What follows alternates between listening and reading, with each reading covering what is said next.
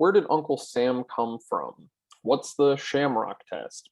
How did we as a nation come to celebrate St. David's Day and Cinco de Mayo? And why and how did we begin celebrating other holidays and celebrations of America's ethnic cultural heritage? That is what we'll seek to answer here in this episode of the American Holidays series as we explore ethnic holidays, a nation of immigrants celebrates its origins, with Jefferson Educational Society scholar in resident Dr. Andrew Roth. Hello and welcome to Jefferson Educational Society Digital Programming. I'm Ben Spagan. I'm the vice president at the JES and I'm a contributing editor at the Erie Reader. An extension of The American Tapestry Project. In American Holidays, Dr. Roth will explore how Americans tell their story through the people, places, and things they celebrate. The American Holidays series, examining holidays' history and origins, offers a window into the American story, exploring America's celebrations. Now, folks, you may have recognized Dr. Roth from his book notes series, published by the JES weekly, or maybe his American Tapestry project that you've tuned into before, that is now both a radio program featured locally in Erie on WQLN Public Media and nationally on the NPR One app, and available via video discussion on the JES website as a programming series. In that programming series, if you've tuned in before, you've heard me say countless times, you might recall as I've introduced him, I've noted his accomplished career in academia, from lecturing to leading. He's taught various courses before going on to serve in administrations in Erie and to lead Notre Dame College in Cleveland as its president before retiring and being named president emeritus. Breaking free from the tightening grip of retirement, Dr. Roth heeded the call to serve again, this time as the interim president of St. Bonaventure University. Now, noticing a vulnerability when it comes to maintaining a relationship with retirement, the JES roped him in, wrangled him in, got him here as a scholar in residence, where he has been offering numerous lectures, producing plenty of publications, and facilitating the Ramey Fellowship Program. For a fuller bio, head over to our website, jeserie.org. Now, folks, friendly reminder, since this program is airing live on the JES Facebook page, we're going to work our way through as many questions from you, the viewers, as we can as we host this event. If you have a question, just leave it in the comments section below. If you're listening to or watching a later broadcast, still send us your questions, your comments. Keep this conversation going. Stay engaged in this programming. And of course, for more information about upcoming JES programs and publications, visit our website, jeserie.org, and be sure to like us on Facebook, follow us on Twitter and Instagram, and subscribe to our YouTube channel. It is my pleasure to welcome Dr. Andrew Roth back to the JES digital stage. Dr. Roth, thanks for joining us again for this series and continuing it with us. Thank you, Ben, and happy St. Patrick's Day. And of course, happy St. Patrick's Day. Happy St. Patrick's Day to anyone who's watching us in real time here at 12:05 on March 17th. Okay, we're going to continue our exploration of American holidays, discovering America through the common objects of our love. And I think we'll just quickly begin by asking the folks listening in, how many holidays do Americans actually celebrate? Well, it's at least 256. I've been counting them. Not any particularly esoteric source of information, just timeanddate.com. But as I've been tracking them down, it's at least, I think I should say, at least 256 holidays and celebrations. And we've organized them for the series just real quickly for anyone who may have not seen the first couple of episodes. We're now really in the third episode, Ethnic Holidays. A Nation of Immigrants Celebrates Its Origins. Earlier, we looked at some interesting things in February, which turns out not to be quite as dreary a month as some people think. There's quite a lot going on between Candlemas, Groundhogs, President's Days, and Super Bowls, and of course, Valentine's Day. And we began it with a look at 'Twas the Night Before Christmas. We'll end it in December by taking a more in-depth and more global look at Christmas, not just the American tradition. And along the way, we'll be investigating other things, commercial holidays, state holidays, sporting events, et cetera, et cetera. So why holidays? Why talk about holidays? Why are holidays important? Well, holidays, I think, are important for a variety of reasons, and they do tie into the American tapestry. And for the benefit of those who have, in fact, looked at the American Tapestry Project or listened to it, I'm just going to do this very quickly. For those who maybe are first-time viewers, you can find a lengthier explanation of this at the Jefferson website. or on the QLN website in any number of episodes. But the idea of the American tapestry is that Americans in the last 50, 60 years have been snarling at one another and fracturing into smaller groups. And we've been asking ourselves why. And I think the big answer to that is, of course, is that there's some disagreement about what the American story is, or maybe more accurately, Americans have disagreed. They've forgotten what they hold in common. And I like what President Biden said in his inaugural address, and it caused me to do a little bit of research, but he quoted St. Augustine about the common objects of our love. And of course, St. Augustine said, a nation is a multitude of rational beings united by the common objects of their love.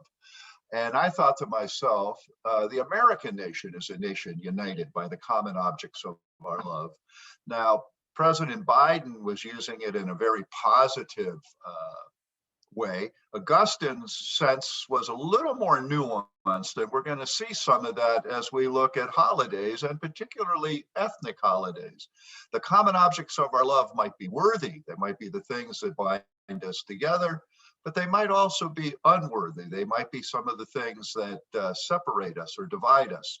And so when we look at that phrase, the common objects of our love, we got to ask ourselves, well, what do you mean by that down at street level, so to speak? And at street level, I think the common objects of our love come in three buckets, Ben. One I call the profound, which is what we would hope all Americans hold in common, is that's our core values that you find in the founding documents. America is, I think, rare. I'm not going to go so far as to say unique, but it might be unique in world history in that it's a nation that was founded upon or around certain ideas, as opposed to a culture that evolved over decades or centuries, if not millennia, of shared identity. And as such, there's some challenges, as we're discovering. Jill Lepore, the noted contemporary historian, in a short but really important little book, The Case for the Nation, pointed out that America was a political state, a legal entity before it was a nation. If you define nation as nationality, and we'll come back to that, but just as the kind of common understanding of the word nationality, a group of people who share certain traits and characteristics, America was a political state before it was actually a nationality. And it was a political state organized around ideas. And the American Creed, of course, is the second paragraph of the Declaration of Independence. We hold these truths. And of course, those core values are liberty, freedom, opportunity, and equality in a nation governed by the rule of law. And in American culture, those have been expressed in something that Robert Bellah in a 1967 essay called The American Civil Religion.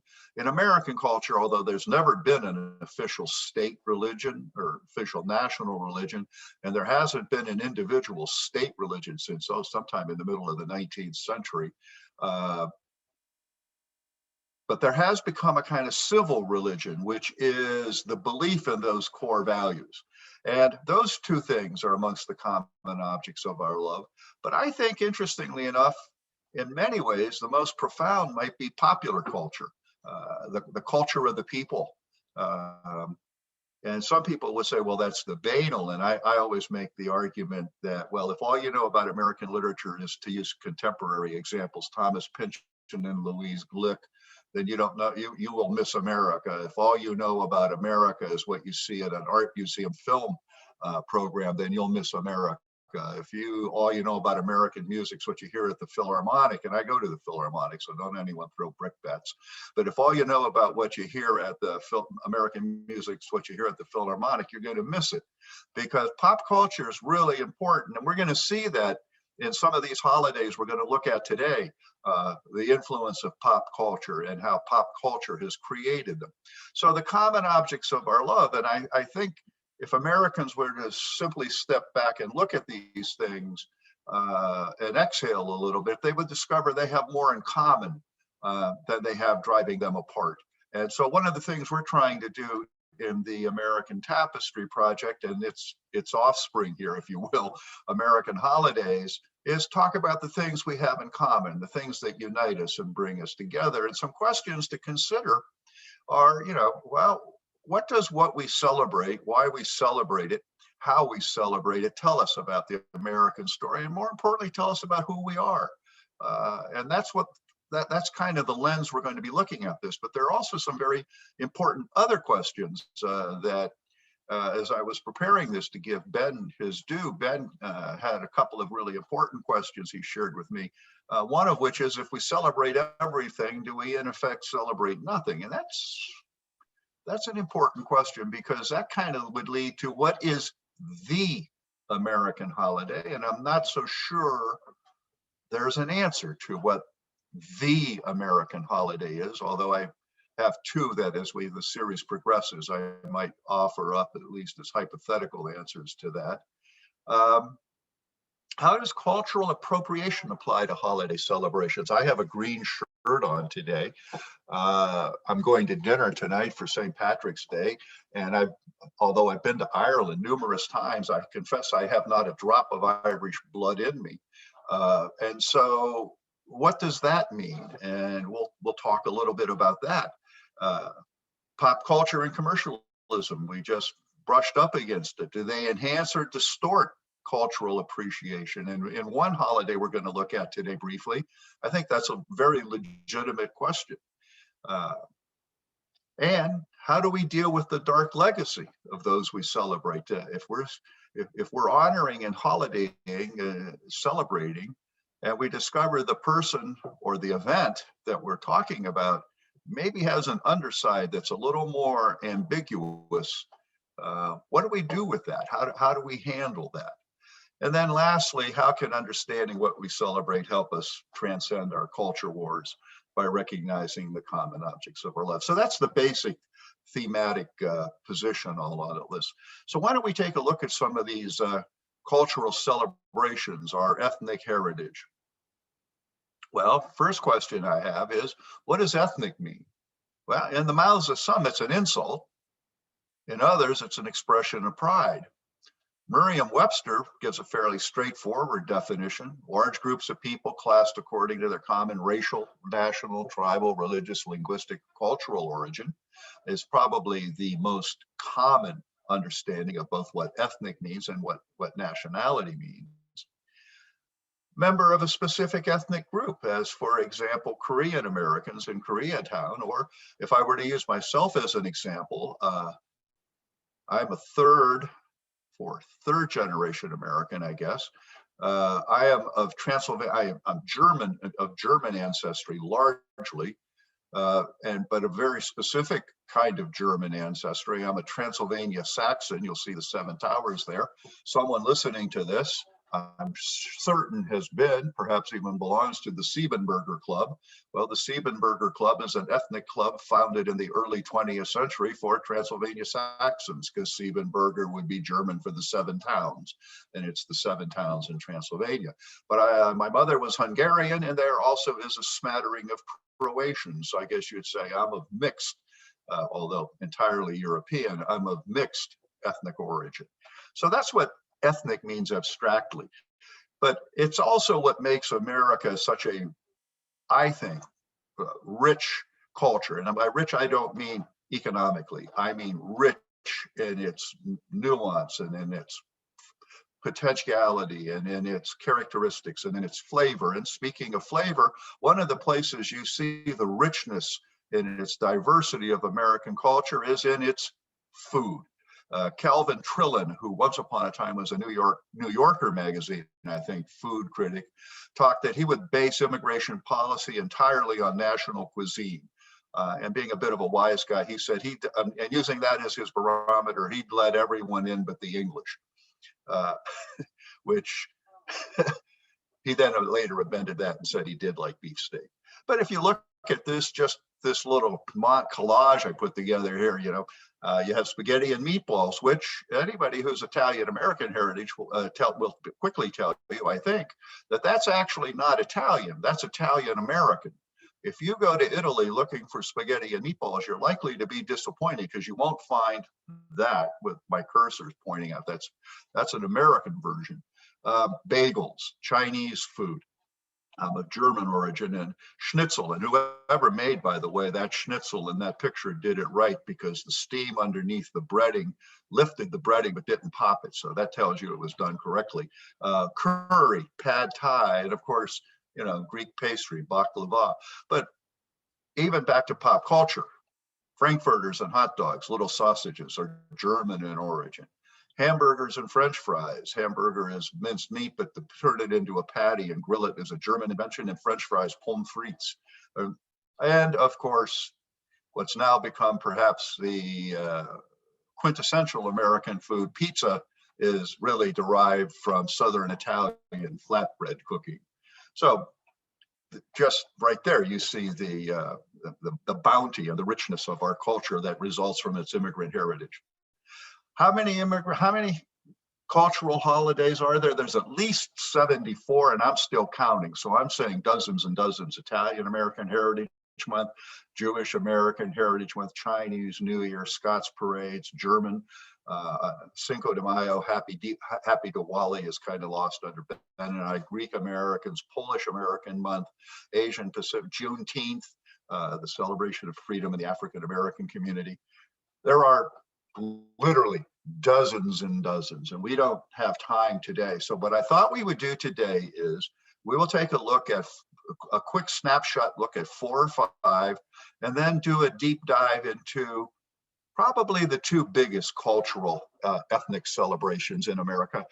Biggest in the sense, not that they're the best or the most important, just that they are the most widely acknowledged. And that's, of course, today, St. Patrick's Day, and Columbus Day. I don't think that's any kind of controversial statement at all, that those are the 2 most widely recognized and celebrated ethnic holidays. But first, let's take a look at 4 or 5 others. So coming up in a couple of weeks, April 6th is National Tartan Day. And of course, tartans are the emblem of the Scots and Scots Americans. And very quickly, the red tartan symbolized battle and blood, but the colors today tend to be identified with religion. Red and green tartans represent Catholics, and blue represents Protestants. And since Protestants are the largest number in Scotland, I put that on top, but that's neither here nor there. National Tartan Day also celebrates the treaty or the Declaration of Arbroath, which was signed on April 6th, 1320.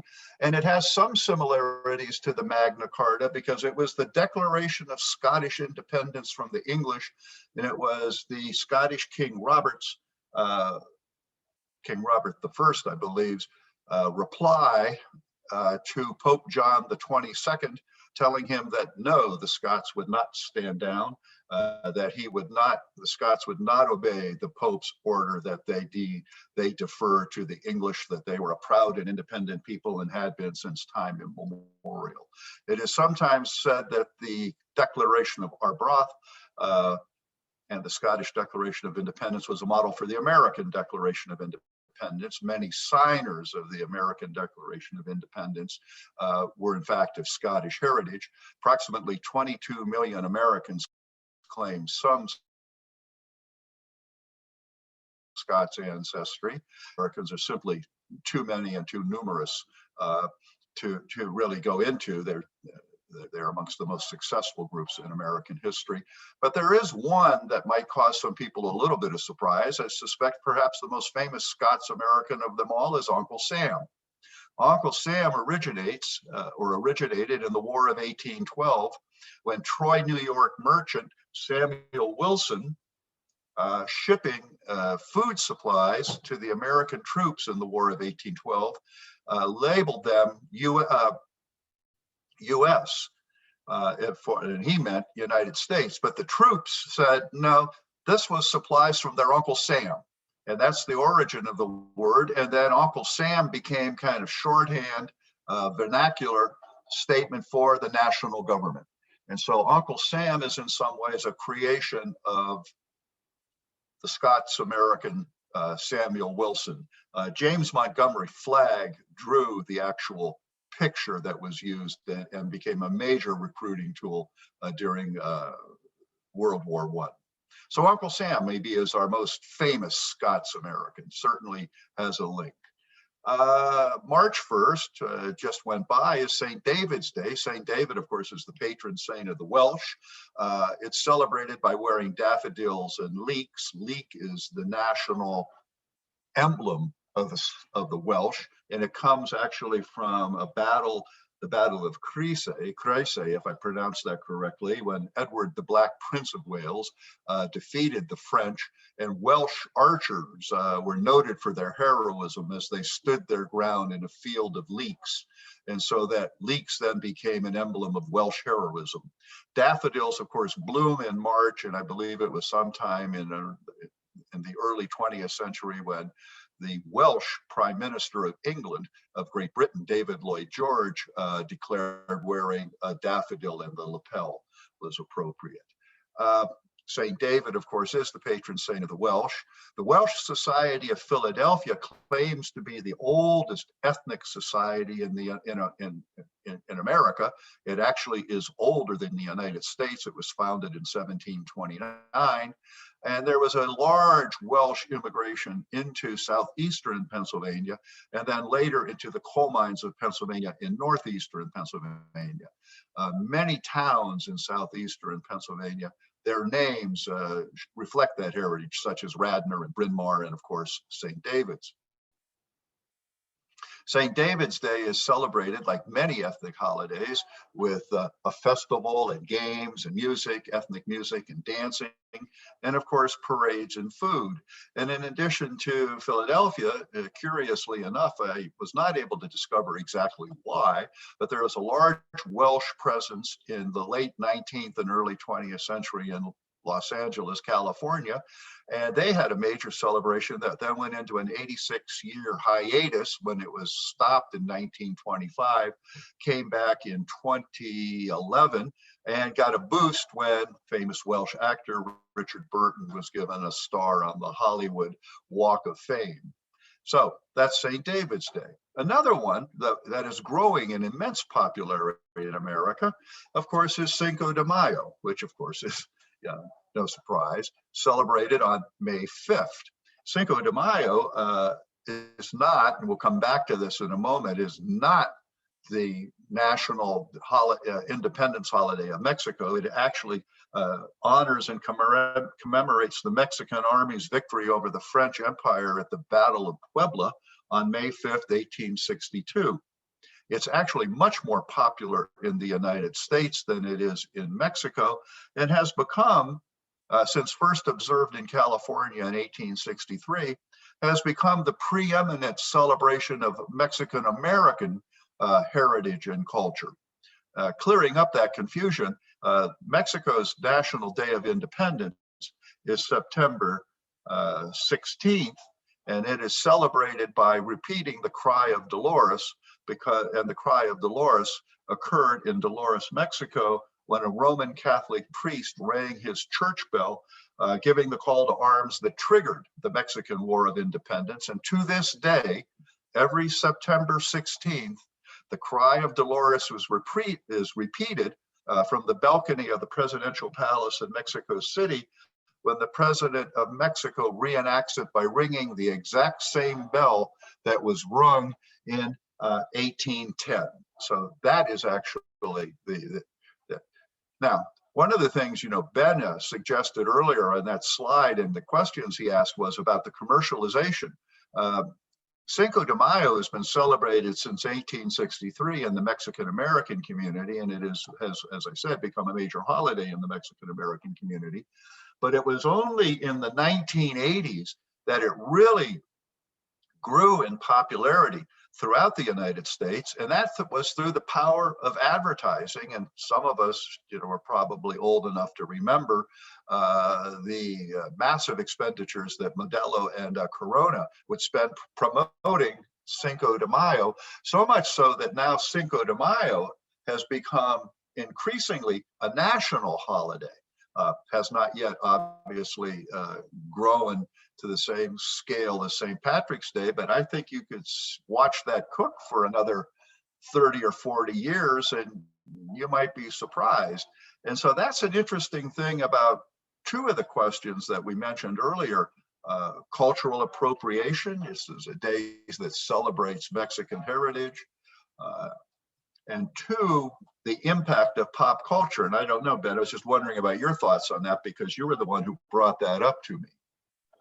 And thanks, Andy, for tossing it over here. And I think that's what a lot of us wonder of losing the meaning or the story behind it. And I think that's the fascinating thread that I see you weaving through this series, is the stories behind why we celebrate, and knowing why we celebrate such holidays or why we would be observing them. And that's what I think what's interesting to me is to observe the amount of marketing that might go behind a holiday without perhaps the education to follow, to tell us about the importance of Mexican independence, and why that's an important holiday to the Mexican people, and why we might want to also honor that by acknowledging why the holiday is actually celebrated. And I think that's an important point. Now, the actual Battle of Pueblo in 1862, its importance, the American Civil War, Texas, I mean, the Mexican-American War is only 14 years before. And so this would be a program unto itself, the history of this, particularly as we look at current politics and some issues on the southern border and the whole history of Mexican immigration, which I touched on in the American Tapestry program, the segment on immigration. And I think what's happened is, I can't speak for our fellow Mexican Americans, but I suspect much like younger people anywhere who don't really know the origin of the holiday, it has morphed less as a commemoration of the victory of the Mexicans over the French, the Battle of Puebla, and it has morphed or grown into something larger and more positive, that it is a celebration of Mexican heritage and of Mexican Americans. And I believe that is why it is so important in that community. It's a celebration of who they are. And what's interesting to me is, and we get into this interesting discussion about commercialism, is it has brought it. Now, the negative might be, one might say they've obscured it and it's just an excuse to try to sell beer. But the positive is it has made it even more, it has made Americans across the board increasingly aware of it, and people, just like in this little program, asking what actually is this holiday and why is it important. So I guess the simple answer to all of this is, as we try to disentangle these knots, is it's complicated.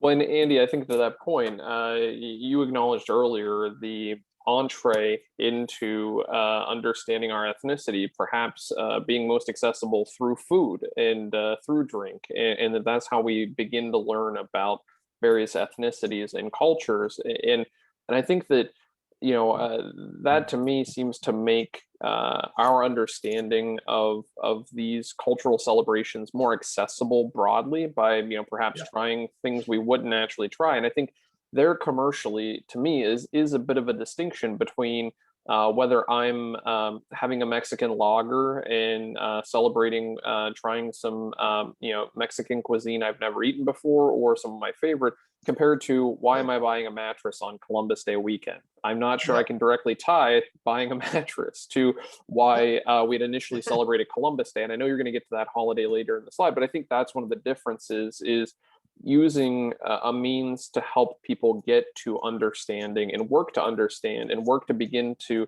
appreciate what these deep cultures have to offer, compared to just a capitalistic moment of here's a mattress for 40% off. Exactly. And as you can see in these festive pictures, it's a celebration of Mexican American culture and Mexican American heritage. And I think that can only be positive as more and more people become aware of it and learn to appreciate it. And one way into a culture, that this could be an interesting series unto itself, would be the food. One way into a culture is its food. and then really trying to understand the food. When So in any event, Cinco de Mayo is growing and growing in popularity and growing in recognition. I can think of any number of instances in Erie, places that actually have Cinco de Mayo celebrations on May 5th that as recently, I'm old enough to say as recently as 20 years ago, I mean that 20 was recent, that wouldn't have happened. So I see that as a positive growth, but not without some nuances that might need to be thought about. Moving on, November 16th is Dutch-Amercian Heritage Day. And this is a kind of interesting holiday in some ways because most people aren't aware of it at all, I would suspect. And probably they know, but don't really give it much thought. The Dutch were here before the English. As a matter of fact, the Dutch settled New York City. That is obviously an artist's drawing of what that today would be Battery Park in Manhattan, and that would be concrete 50-story buildings. But the Dutch settled New York City. Actually, they called it New Amsterdam. And we looked at Washington Irving, who invented Christmas in America. His Knickerbocker History of New York, Knickerbockers was the vernacular for the Dutch. That's what they called themselves, who settled America. And the only remnant of that, I think that 95% of the people in the 95% of Americans might know would be the New York Knicks. You know, they may have been asking themselves, where did that name come from? And of course, that's just a shortened version of Knickerbocker. Well, the Dutch were here, as I said before, the English. The Dutch and the English in the 17th century were the two dominant commercial powers, and they fought a number of wars for control of the Atlantic world. After the Second Anglo-Dutch War in 1667, the Dutch, by the way, won that war and then made a huge mistake. In the 17th century, sugar was more valuable as a commodity than timber and fur. So the Dutch, who won the Second Anglo-Dutch War, traded the English New Amsterdam and their North American colonies, which was woods and cold and difficult. They traded that for Suriname on the coast of South America. Of course, what they traded became Manhattan. And the two colonies they traded became New York and New Jersey. And so would that have happened had the Dutch remained? Who's to say it wouldn't have happened? But the Dutch made a major tactical error in that at that point in time.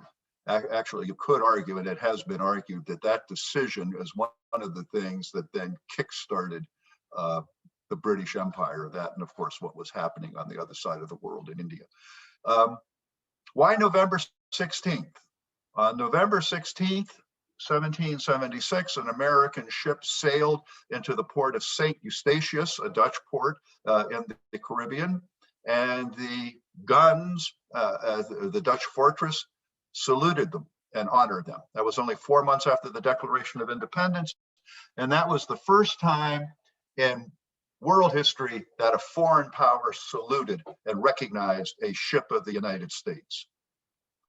So that's why it's November 16th. Well, those are a quick glimpse at several, I suspect, if other than Cinco de Mayo, unless you're Dutch, Welsh, or Scots, you might not have known of those particular days, but everyone's heard of Columbus Day. Columbus Day, of course, honors Christopher Columbus, and there are those who would like to abolish Columbus Day. So the history of Columbus Day in many ways shows us all, a great deal, shows us all the different, sometimes conflicting threads in this tapestry of holidays, the positive and the negative. Before we get into the abolish Columbus Day movement, let's talk a little bit about Columbus Day itself. Columbus Day was first celebrated in the United States in 1792 when the Columbian Order, better known as Tammany Hall, held an event to commemorate 1792, to commemorate the 300th anniversary of Columbus's landing. In 1892, President Benjamin Harris declared Columbus Day a national holiday and that all Americans should celebrate the 400th anniversary of Columbus's discovery. But both those two, but in that intervening 100 years, though, there was some complications. You have the beginning in the late 19th century of Italian immigration into the United States. And since those Italian immigrants were universally Roman Catholic, they met a lot of resistance. They were not exactly welcomed with open arms. And so celebrating Columbus Day got tied up into Italian heritage because, of course, Columbus was Italian, allegedly born in Genoa in I forget the exact date, 1436 comes to mind, but don't hold me to that. So Columbus Day, almost from the very beginning of its celebration in the United States, gets tied up in anti-immigrant, as we talked about in the program on immigration. Immigration to America follows a pattern. It's been repeated over and over and over again. A group comes, they are at first not welcome. They labor, they somehow manage to become assimilated over a couple of generations, and eventually everybody tends to forget the difficult beginning. Columbus Day didn't become a national holiday until 1937, when Franklin D. Roosevelt made it a national holiday, particularly after some intense lobbying by the Knights of Columbus, which of course is a Catholic group. So Columbus Day gets caught up in Columbus himself, Italian heritage, Catholic heritage. Obviously, it is celebrated on October 12th, or at least that's the technical date, because that's the date when Columbus landed in what we believe were San Salvador in the Bahamas. Columbus never made it to the North American landmass. He did touch upon the South American landmass, I think, in his third trip. And then in 1968, that fateful year, the Uniform Monday Holiday Act declared that Columbus Day would be celebrated on the third Monday in October. And so sometimes it lands on the 12th, but rarely. And so that's kind of the brief history of what happened there. And as I pointed out, because Columbus Day gets a little bit confused from the very beginning, you know, anti-Columbus Day sentiment is as old as the holiday itself. Initially, the anti-Columbus Day sentiment was anti-Catholic, then anti-Italian. As we will discover, 21st century anti-Columbus Day sentiment is driven by sympathy for and recognition of indigenous people. But because of that, in 1989, Congress declared that October is Italian Heritage Month. And we will see when we look at some of the arguments about Columbus Day later that is starting to be separated, and some communities now declare October 12th to be Italian Heritage Day, etc. So we're going to come back to that. Kind of quick sidebar: who has more towns and counties named after them, Washington or Columbus? As I talked about in the February program on President's Day, Washington is a little bit more of a controversial figure than the Parson Weems cut down the cherry tree, but of course Washington's virtues far outstrip whatever vices he may be accused of. Columbus is a little more, shall we say, difficult, his legacy. We'll come back to that. Well, it's actually fairly straightforward and simple. It's Washington with 140 to Columbus's 54. The nation's capital is named after Washington. There's a state named after Washington. Georgetown is named. I think if I look at my notes, there are 32 communities called Georgetown. 88 places specifically named Washington, 32 Georgetowns. The Georgetowns get a little confused because some of them predate Washington. They're really actually named after King George first, second, or third. And of course, Mount Vernon. There are 20 locations in the United States called Mount Vernon. This is Mount Vernon, Ohio, which is a small community, about 20 or 30 miles to the northeast of Columbus. Speaking of Columbus, Columbus, Ohio, the capital of Ohio is probably the largest city named after Columbus. There's also a Columbus, Georgia. Number of communities. This is Columbia, Missouri. There is a Columbia County in Pennsylvania. That's down here. And there is a Columbiana County in neighboring Ohio. But it's actually Washington 140 to 54.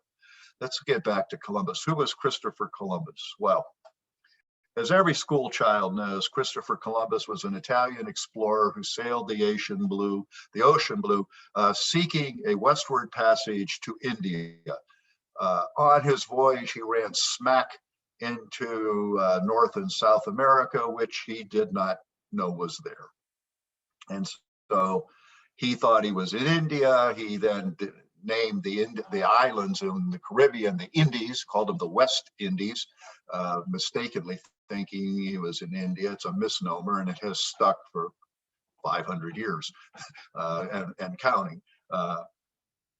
He made 4 trips, 1492, 1493, 1498, and 1502. Obviously, 1492 is far and away the most famous and the most significant, although the third trip may in some ways have been the most important because it was the beginning of the lessening of his image. I'll come to that in a minute.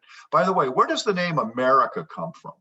America is named after Amerigo Vespucci. Amerigo Vespucci was a Florentine merchant, promoter, and explorer. He may or may not have ever gotten to the New World, but he wrote 2 small books vividly describing his voyages to the New World. He identified Brazil, which is where he landed first, as being on a continent new to the Europeans, South America, obviously, and he called it the New World. And he may, in fact, have coined the phrase the New World. In any event, historians still debate whether or not Vespucci ever actually got to America and the accuracy of some of the things he described. But nonetheless, a German map maker honored Vespucci by labeling on maps the 2 large land masses, North and South America, the Americas. The name stuck. And here we are some 500 years later, living in a place named after a man who may or may not have ever seen it, and who, interestingly enough, may or may not have ever known it was named after him, because he didn't name it after himself. It was this German map maker. In any event, back to Christopher Columbus. Columbus worked or sailed in what was called the Age of Discovery. And what was the Age of Discovery? Well, that was the great 15th, 16th, 17th century European, and we have to emphasize that, European exploration of the globe. And Columbus can be said to have set that in motion. Why was Columbus trying to get to India? It's because of the Silk Road and the spices. They wanted pepper and the spices of the East, and those used to come across what was known, and this map shows it, of course, against a modern day background, the Silk Road that would connect China to Turkey, and just off the edge of this map would have been Venice. Venice was the most important of the merchant colonies, merchant cities of the of the Renaissance. Its wealth was immense. That was all driven home to me a couple of years ago when I was actually in the Ducal Palace. That is the Ducal Palace in Venice. And this is the great room, the great hall, one of the largest actually rooms in the world without any internal columns. And if you look at the ornateness, it was really to impress anyone who came there with the great wealth of the Doge, of the Venetians. And all of that great wealth was undone by another Italian. That's not him. I'm going to go back, get him off screen for a minute. By another Italian, Christopher Columbus, who wanted to go east by sailing west. How many of you remember from your middle school history Henry the Navigator? Henry the Navigator was the first to attempt this, was not, of course, Columbus. The first were the Portuguese, who sped up and down the coast of Africa in small ships called caravels, trying to find the tip of Africa, the Cape of Good Hope, and trying to get to the Indian Ocean, because, of course, they were cut off by the rise of the Ottoman Empire and the Muslim Empire. The turning point, of course, comes in Spain, when after 800 years of Muslim control, the Moors are driven out of Spain, and at that point in time, enter Columbus. So what you have in the Age of Discovery was the discovery was driven, interestingly enough, by commercial instincts, looking for a way to the east to end run the Silk Road, and Columbus is the guy who comes in, and this map shows it better. If you're here in Portugal's right there, and you've got to sail all the way here, that's not only long, it's hazardous. And Columbus had, as every great research project begins, it begins with an important question. Columbus asked, why not sail west? Columbus's logic was sound. It wasn't actually even new to him. The idea that that the earth was round dates back to actually Roman times. But Columbus was the first one to say, why don't we just sail west and we'll get to India that way? So his logic was sound, but his mathematics might have been off. The world was bigger. The earth is larger than Columbus calculated it to be. In any event, Columbus had this idea. He goes and pitches it to Ferdinand and Isabella. I love this painting, by the way. It shows Isabella with her hand on her head, like, who's this guy? But whatever, what is he talking about? But whatever, Ferdinand and Isabella, who had just been reinstated on the throne of Spain after the expulsion of the Moors in 1491 and 1492, Columbus pitches to them that he can get to India by sailing west. They cut a deal. Ferdinand and Isabella will back him for 90% of whatever he finds and sovereignty over whatever he finds. Columbus got 10% of whatever he found and the governorship under their sovereignty of whatever land. And so on October 12th, 1492, after a 3-month voyage, Columbus lands in the Bahamas, in San Salvador. And as every school child knows, his fleet was the Pinta, the Nina, and the Santa Maria. Columbus wanders around the Caribbean, sails back to Spain in 1493, comes back again in the fall of 1493, and then again in 1498. The beginning of Columbus's tarnished legacy, actually, in some ways, he's hung by his own words. It begins with his journal, in which he talks about how, and he wrote this to Isabella, as soon as I arrived in the Indies on the first island, which I found, I took some of the natives by force in order that they might learn and might give me information. They do not bear arms. He showed them a sword, and they did not understand metal. They cut themselves on it. They have no iron. Their spears are made of cane. They would make fine servants. With 50 men, we could subjugate them all and make them do whatever we want. And so that's from the very beginning. Columbus is not talking about that. Isabella was more interested in converting them to Christianity, and we're going to discover that in a moment. So right from the beginning, Columbus's journals kind of diminish his image. On his second journey, he also found nothing, but he sent 500 captives. He enslaved 500 natives and sent them back to Isabella, who was horrified. And she freed them and rebuked him because Isabella believed anyone who the Spanish found who would live under the Spanish flag were by default Spaniards and could not be enslaved. In 1498, Columbus came back to again. This time he discovered that the Spanish colonists had overthrown his brothers on Hispaniola because of their brutal treatment of everyone. And Columbus himself was taken back to Spain in chains. He somehow cleared his name and made one last trip in 1502. Again, found nothing, returned to Spain and died. This is allegedly a death mask. No one knows for sure if that's accurate. And he died in 1506. And so he leaves a, shall we say, checkered legacy. Obviously, he set in motion the age of discovery. And this, I guess, would depend on your point of view, but it changed the world. If you want to talk about a new world order, his daring attempt to sail across the oceans set in motion the age of discovery. It ignited one of the major movements of humans in all of human history, the migration, which continues to this day. We're still living through that. The world was reordered. It set in motion. It made Europe richer, and it set in motion the 500 years. And if you look at the United States and Canada and Australia as extensions of that, it set in motion the 500-year European domination of the world. It is still celebrated. This is a scene from Murray Hill in Cleveland, Little Italy in Cleveland. But Columbus wasn't even the first to get here. There is, by the way, Leif Erikson Day, which is October 6th, if I'm not mistaken. October 9th is Leif Erikson Day. He was an 11th century Viking. He got there. And so Columbus Day gets all confused. Of the 250,000 Taino, the natives who greeted him, 50 years later, only a couple of hundred were left. So anti-Columbus Day protests are as old as the 19th century and anti-Catholic, anti-Italian.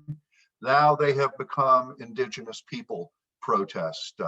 Abolish Columbus Day. A genocide is nothing to celebrate. And this has had one positive outcome of it is Italian American Heritage Day has been being separated a bit from Columbus Day and being established on its own. And we'll see in a moment, Akron, Ohio has actually done that already. And October is Italian American Heritage Day. But what's happening is Indigenous Peoples Day is becoming increasingly observed. It started in Berkeley in 1992, the 500th anniversary. Santa Cruz, California followed shortly. And some 187 other communities now have done it in 13 states. It started with South Dakota in 1989. But you now have 13 states who celebrate Indigenous Peoples Day and Columbus Day. In some instances, not Columbus Day anymore, just Indigenous Peoples Day. 181 towns and cities, as I said, Berkeley and Santa Cruz. Akron, Ohio, first Monday in October is Indigenous Peoples Day, and they've renamed Columbus Day Italian American Heritage Day. And others ranging from Fargo to Los Angeles to Sharpsburg to Columbus, Ohio itself, where Columbus Day is now is both Columbus Day and Indigenous Peoples Day. Well, let's get to today. Since today is St. Patrick's Day, and I'm looking at the clock, it's the day in which everyone becomes a little bit Irish, maybe a lot Irish. Who was St. Patrick? St. Patrick was a 5th century Brit, not British in the modern sense of the word. He was born in Britain. At the age of 16, he was kidnapped and enslaved and taken to Ireland. In those days, plunder went both ways across the Irish Sea. We only really know about him through two short books that he wrote, The Confession of St. Patrick and his Epistle to Coroticus. Coroticus was, these are Brittonic, ancient Celtic Britain warriors. And Patrick was condemning him for enslaving the Irish. Patrick is, of course, famous or legendary for driving the snakes out of Ireland. He's the patron saint of Ireland. He converted Ireland to Christianity. And if driving the snakes out of Ireland is one of the most famous of his things, perhaps one of the most popular, though, was the Shamrock. And why do Irishmen wear shamrocks in their lapel? It's because Patrick, when trying to explain the to some people bewildering doctrine of the Trinity to the pagan Irish, used the shamrock, the plant with one stem and 3 leaves, to explain the Holy Trinity. So very briefly, that was St. Patrick. St. Patrick's Day is a widely understatement. widely celebrated holiday in America. But interestingly enough, it's only a legal holiday in 2 places. Although in my house, it's practically a holy day of obligation. My wife, Judy, is of Irish ancestry, and she was born on St. Patrick's Day. So today is her birthday, and as soon as I'm done with this, she and I will be going out. It's a legal holiday, however, only in Boston. No surprise there. This might cause be a surprise to some. And in Savannah, Georgia, where in 1812, the Hibernian Society of Savannah created a holiday, and it was formed, the Hibernian Society was formed to help needy Irish immigrants. It might also be, why is it a holiday in Boston? A quick aside. This is one of these other small patriotic holidays we'll come back to. It's a major holiday, a legal holiday in Boston, because it also happens to fall on Evacuation Day. Now, if you're not from Boston and you're not a student of American history, you might go, what in the heck is Evacuation Day? Well, after Henry Knox brought the cannon they seized from Fort Ticonderoga to Boston, the British then ended the siege of Boston by leaving Boston. As a great American victory, the first American victory in the Revolutionary War, when the Americans drove the British out of Boston. So it overlaps with St. Patrick's Day. And when St. Patrick's Day became so popular and started to overshadow it, they made Evacuation Day and St. Patrick's Day legal holidays in Suffolk County, Massachusetts. So in some ways, it's a double win for the Irish. Their holiday becomes a legal holiday, and it celebrates a victory over the British. St. Patrick's Day first parades. This might surprise some people. The very first St. Patrick's Day parade in the United States was in St. Augustine, Florida in 1601. The first recognition of St. Patrick's was in St. Augustine, Florida in 1600. There was a Irish Protestant, Richard Arthur, Ricardo Artur. They found his diaries, had these celebrations there. So that's the first ever. The first in Boston was in Boston in 1737. St. Patrick's Day was organized, and it followed on in 1762 in New York City. Now, what's interesting about this is all 3 of these were Protestant-inspired Irish celebrations of St. Patrick's Day. That changes in the 19th century with the great influx of Irish immigrants into New York City and Boston in the 19th century. This is Broadway in the middle of the 19th century. This is 4 Points, which was the center of immigrant life in 5 Points, excuse me, of immigrant life in lower Manhattan in the 19th century. And what happens is there was a parade. The parade grew and grew and grew. And by 1848, the parade was the largest parade in the United States. And it was a parade that celebrated Irishness and Catholicness. And today, every city of any consequence has, perhaps not in the age of COVID, unfortunately, has a St. Patrick's Day parade. And Erie has one of the best for a medium-sized city. And these are all Erie images, including my friend and Mr. Irish in Erie, Pennsylvania, Brady Lewis. I'm sure more than a few of you watching this program have been to Sullivan's at least once in your life, if not multiple times. And of course, parades, feasting, drinking, etc. are the height of a St. Patrick's Day celebration. Some people even manage to find their way into church, but I think they're hopelessly outnumbered by the people in the taverns and on the streets. An interesting St. Patrick's Day celebration that, quite frankly, I had not heard of until I started doing some of this research was called Drowning the Shamrock, in which a shamrock is put into a pint or a glass of whiskey. It's downed, and then the shamrock is either swallowed or taken out of the glass and thrown over your shoulder as a sign of good luck after having offered a toast to St. Patrick, to Ireland, and to your fellow revelers present with you then. And of course, everybody wears green on St. Patrick's Day. And why does everyone wear green on St. Patrick's Day? It's because the color green was iconic to the Irish nationalist movement in Ireland. And one of the very first acts of the Free Irish State after the gaining of Irish independence was to paint all postal boxes and then eventually telephone booths, which if you've been to England, you know in England, they're red. In Ireland, they were painted green under the slogan, "Green paint for a green people." And just about every place you turn in Ireland, things are green. And Seattle paints the stripe down the middle of the road, parade route green. Chicago dyes the Chicago River green. Over in neighboring Jamestown, and I hope I'm pronouncing this right, the Chautauqua River is dyed green. And of course, somebody watching today will have some green beer. By the way, back to food. As part of America's ethnic culture, corned beef and cabbage is, for many Irish Americans, is an archetypical St. Patrick's Day meal, but it's an Irish American meal. And until very recently, you would have looked for it in vain in Ireland, but now it's kind of in a reverse process. You can find it there, but that's an Irish American thing. And of course, the wearing of the green. People will wear green clothing. And that is because green, back to the Irish Free State, is the emblem of Irish independence and Irish freedom from English and British tyranny. So the Irish in America, actually the celebration of St. Patrick's Day shows you in one instance the immigrant heritage and how that heritage evolves.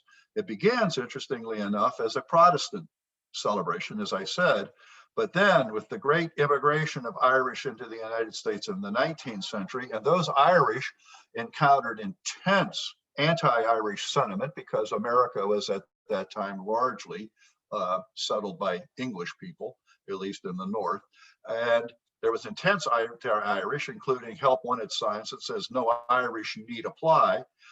The Irish pushed back by creating their own culture. And they celebrated that culture on St. Patrick's Day.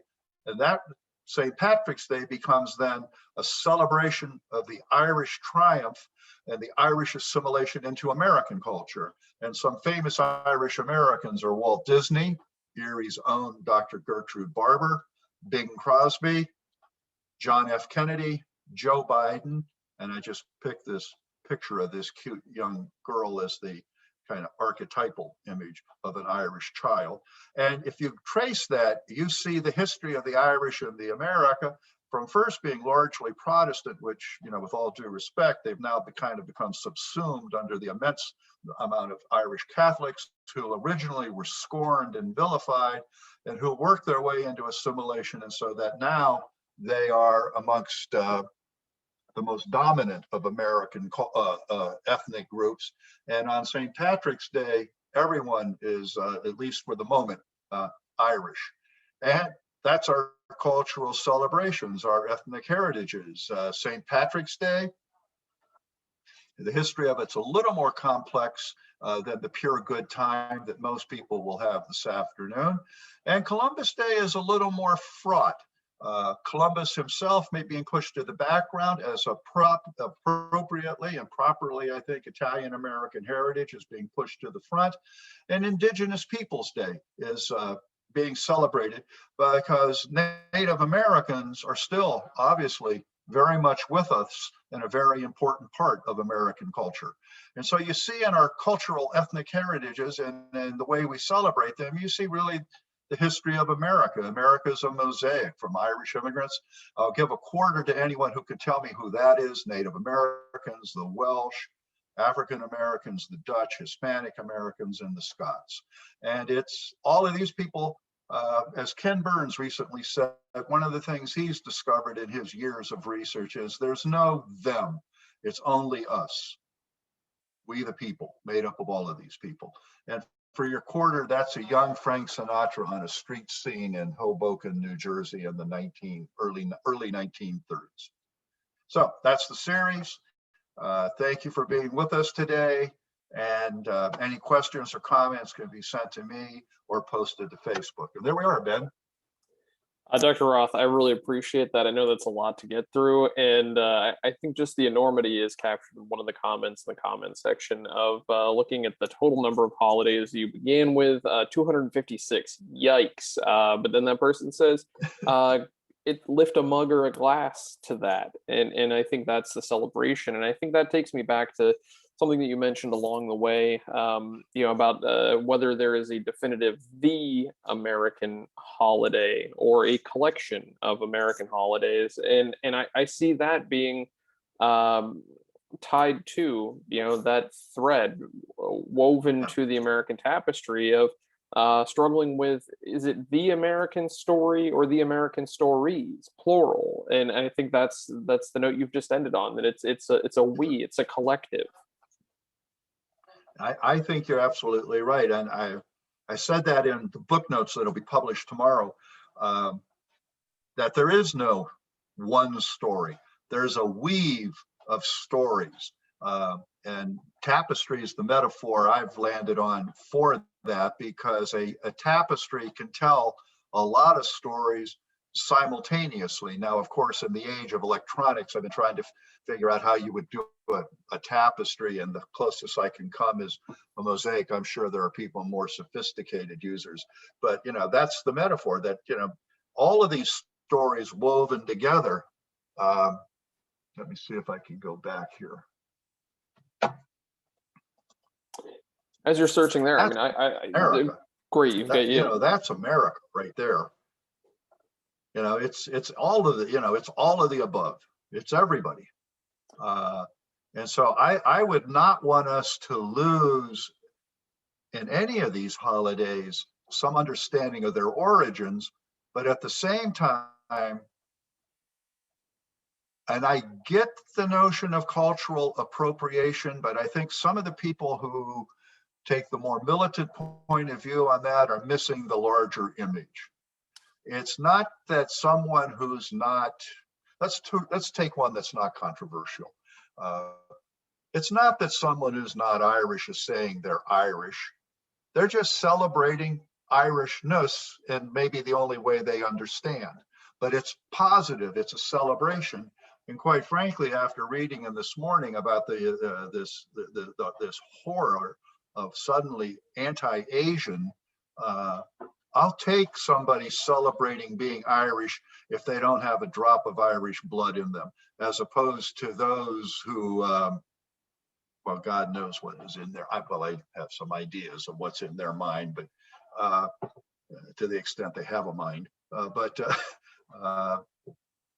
I think that's the richness of America. And I'm not making the argument for the melting pot, which was interestingly enough created by a Jewish American, Isaac Zwingli, if I hope I didn't mispronounce that too badly.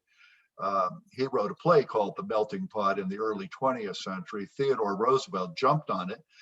Theodore Roosevelt was a big fan of the melting pot, but of course he thought everybody was going to melt into some version of an Anglo-American. I'm not so interested in that as I am seeing what, in 100 years or 200 years, what we might be. And I just got a cramp in my leg if you wondered why I winced, excuse me. So I think that it is part of the buffet of America, of being able to have something like a pizza next to a tikka marsala, that to have multiple offerings along that to illustrate who we are, and not to say that we have to grind them all down to a puree that's one uniform puree. I think that would be disgusting if we tried to do that with all types of foods, but to be able to celebrate them and to understand them. I think that goes back to one of the things we talked about earlier, Dr. Roth, was the idea of the accessibility. And so that if somebody begins celebrating a culture that perhaps they're not, this is that entree point to helping them understand that. And I think that's the education that has to follow. And I think that's a great service here in these programs. Certainly we can't get to all 260 to 256 holidays, but we're going to get to as many as we can and continue to do that, to learn the history, to learn the origins. And I think then looking at the depth of how we can in our mind hold multiple celebrations on the same day and acknowledge the history and the past that comes with that. I'm thinking of Indigenous Peoples Day and Italian Heritage Day, and then having an honest conversation of, as a nation, of our treatment of Columbus, whether we celebrate him, we acknowledge him, or we condemn him, and how do we move as a people, weighing what he's done, and weighing how we might have celebrated that. And Columbus is a good one to start a really subtle conversation in some ways. I was in a discussion over the weekend in a book club, and one of the members made a point, and I perhaps was not as receptive as I should have been, because I think the point is well taken. And it was a slide earlier when we got in there about Columbus, an important book. But anyways, I just put this slide back up about American food. This is also America. If I could combine that with the slide of the people, it's everything. But in any event, and I don't know if I can find that slide quickly. Well, anyways, there's an interesting book written by a guy named David Reich. Here it is. David Reich is a geneticist at Harvard who's interested in ancient DNA. And they have now, since the human genome has been decoded, or they have now been able, by tracing ancient DNA and how they get this from fossils and etc., they've been able to trace the movements of people all across the globe for the last 150,000 years. And he makes, when you're reading the book, the first 10 chapters, I don't know how many chapters there are, you read the book, it's all very antiseptic. And then in the last chapter, he said, now, of course, we know through the study of history, when we say people A moved into this territory occupied by people B, and later we discover there are very few B's, then A is there, then A leaves and becomes C over here. We know from history that that was not nearly as benign or neutral, as antiseptic as it sounds. And so one of the things when I think about Columbus is, this is in some ways beyond morality. To wail against the movement of Europeans into the New World, or the Mongols into Central Europe 2,000 years ago, you might as well wail against a tornado or a cyclone. This is innate, and here's the but we who have our glittering ideals that we believe in liberty, freedom, equality, and opportunity, those of us who subscribe to certain religions, who believe in generosity and the Beatitudes and other things, we're here and we can see this. And so this is not to condemn our predecessors, but to recognize what happened and to do what we can today with the survivors of, or the descendants of that people be, to in some way, well, not make it right, that's a pathetic sounding phrase, but into some way make an adjustment, if that makes any sense. Which could lead us into a whole conversation on reparations that I could really take up the rest of the month.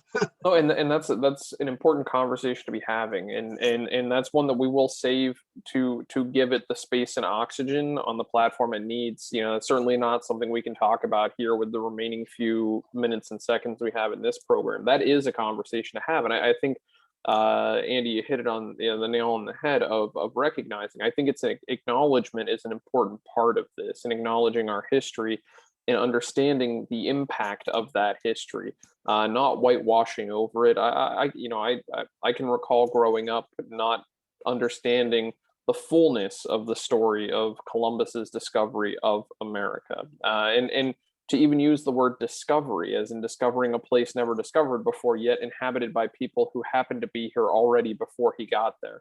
Those are the conversations that we should be having now, I think, to more fully understand who we are, where we've come from, and how we got to here, and then Yeah, acknowledging the truth along the way, and seeing what we can do to make a better future for everyone, and acknowledging that truth of our exactly. past. And I think that's what we do through these Yeah, holidays. We get a chance to learn about the history. We get a chance to share in cultural celebration with ethnicities that perhaps we do as Americans have a portion of. At this point, I'm a quarter Irish. Should I have children, they'll certainly be far less Irish than I am, but I'm certainly removed as a third generation now at that point.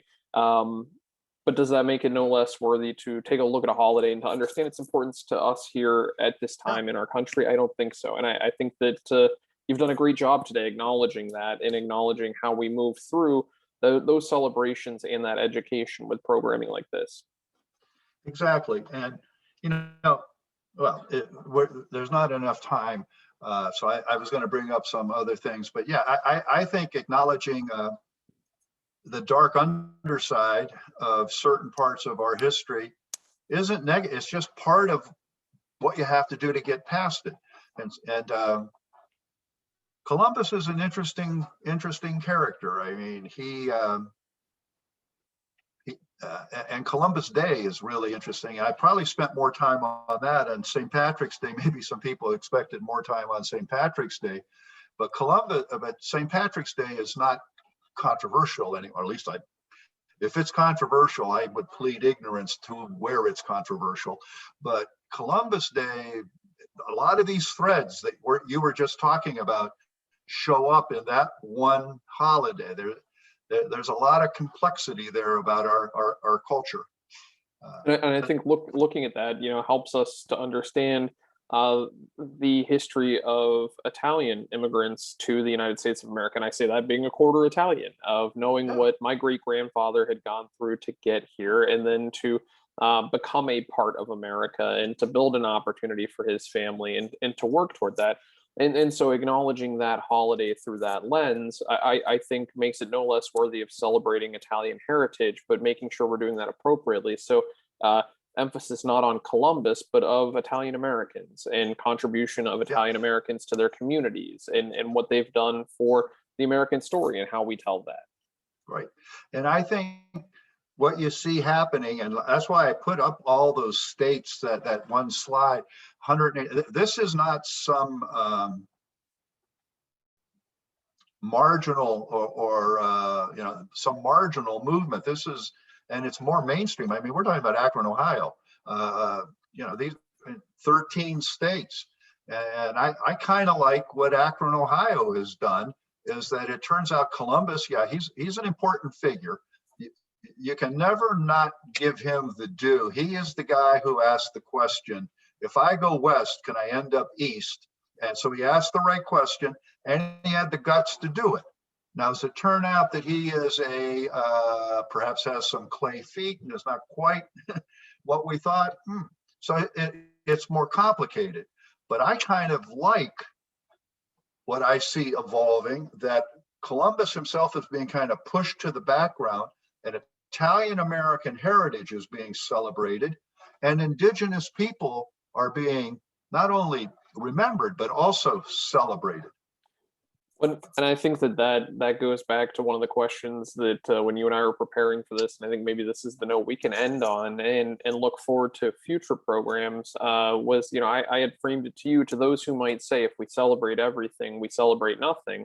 What might you say? And not trying to answer for you, I think I would say that is the American story, is the multitude of American stories and Yeah. our multiple celebrations. And if we add more holidays to that 250 plus number, I don't think we're less. I think we're more. And I do want to apologize to the people watching. About 5 minutes back, or maybe a little longer, when I kind of looked like I suddenly had a serious cramp, and that never happens to me. Maybe I'll have to learn to stand up, but if I stand up, I'm not in the image. So I'll have to work on this, but Well, I now apologize for that. that's I'm quite okay all now, right. though. Quite all right, Dr. Roth. Now is the time for us all to stand up, take a break, take a walk around the block, and think about what we've learned here today. Think about what we can work to learn more about the next time we meet. as we continue the American Holidays series. But Dr. Andrew Roth, scholar in residence at the JES and host of the American Tapestry Project, a radio program on WQLN Public Media here in Erie, with episodes available online, WQLN.org, and streaming on Sundays at 4. Check the schedule on that website to find out which Sundays you can find that. Also on the NPR One app nationally. Dr. Roth, thank you, thank you, thank you. Your insights, your knowledge, and keeping this conversation going. We've left a lot on the table. I can't wait to get back and work through more of it next time with you. Okay, thank you, Ben. And a big thanks to, of course, all of you, and happy St. Patrick's Day on an actual holiday, talking about American holidays, taking some time to plug into this conversation. If you're watching it live on the JES Facebook page, we appreciate you being here. We appreciate you just equally the same if you're watching or listening to a later broadcast of this, streaming it on demand. Of course, folks, for more information about upcoming JES programming, you can head over to our website, jeserie.org. You're also going to find videos of past presentations available to stream on demand, and a whole wide range of publications from reports, essays, timely writings, including Dr. Roth's book note series. You'll find that information over there, jeserie.org. And of course, be sure to like us on Facebook, follow us on Twitter and Instagram, and subscribe to our YouTube channel. For the Jefferson Educational Society, I'm Ben Spagan. Be safe, be sound, and thanks for listening, learning, and celebrating with us.